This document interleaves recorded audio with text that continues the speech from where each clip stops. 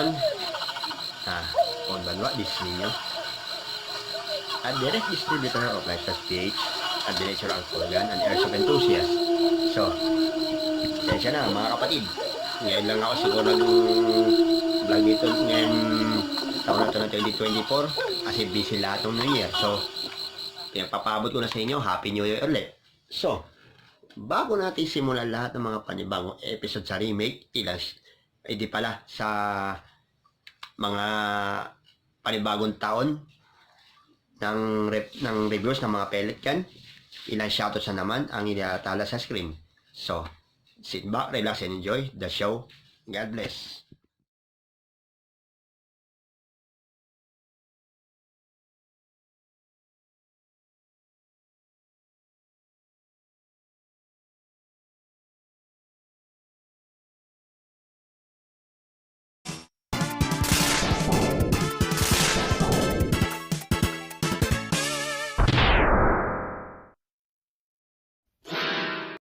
Now, we are already given the shoutouts. So, may panibagong taon, may panibagong review na naman po tayo sa mga pellet gun ngayon na nakikita natin sa palengke natin.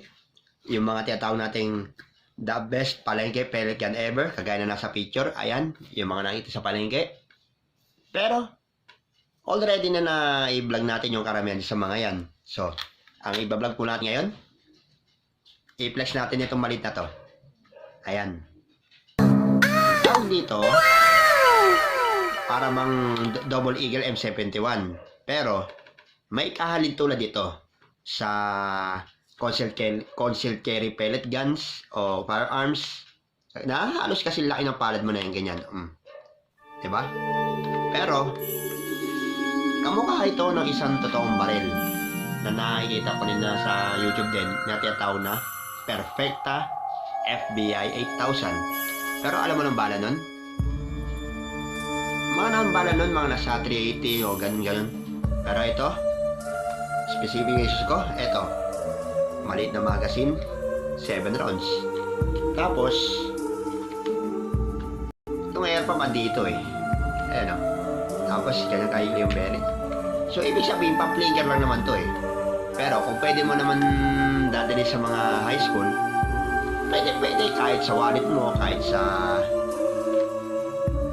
sa bulsa ng kahit sa bulsa, kahit sa maliit na bag na lot, o kahit sa mga maliliit na libro nakatago lang. Concealed carry pellet guns. Eto, kahit na maliit ito na pellet, sa totoo lang mga kapatid, masakit to pag tumama din.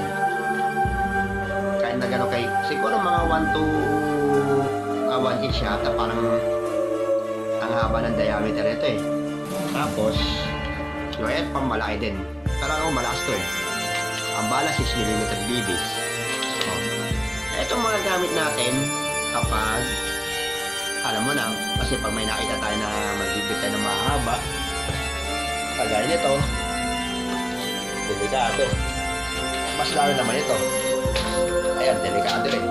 So, kahit sa mga pistols, delikado yan. Ayan tingnan mo yung itsura. Ayan halos maliit. Halos ganyan yung itsura na lang yan na size. Etong Colt, alatado pa to sa kahit sa bag.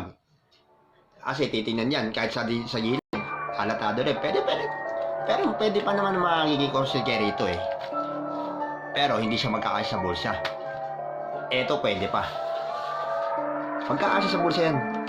Pero kung susumay mo lahat, ito ang pinaka best bit na pellet yan na may re-recommend ko.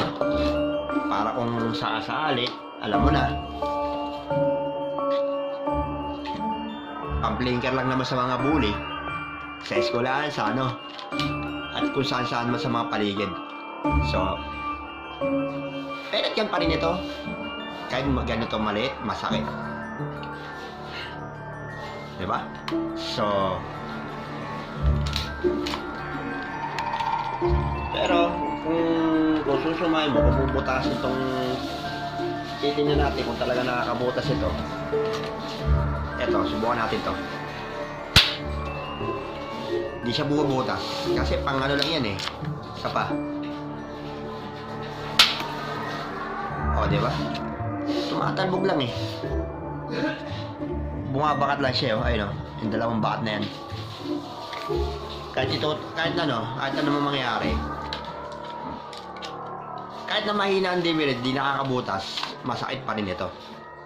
So, ito ang pinaka best bit na pellet niya na pwede mo dalhin sa eskwelahan. Pero wag lang sa mall, yari tayo dyan. So, antayin lang natin kung ano magiging. Ayun, tingnan natin ang inner ano nito. Ayan, babaklasin ko. Ayan. Yan na sinabi ko. Ganyan kaikli yung air, ganyan kaikli yung barrel. Tapos malaki yung air pump. So ibig sabihin malaki pa rin ang ano niyan. Deliveries niyan. Pero yung spring, nabaltak na yan. So ito yung loob niya. Babalikin natin.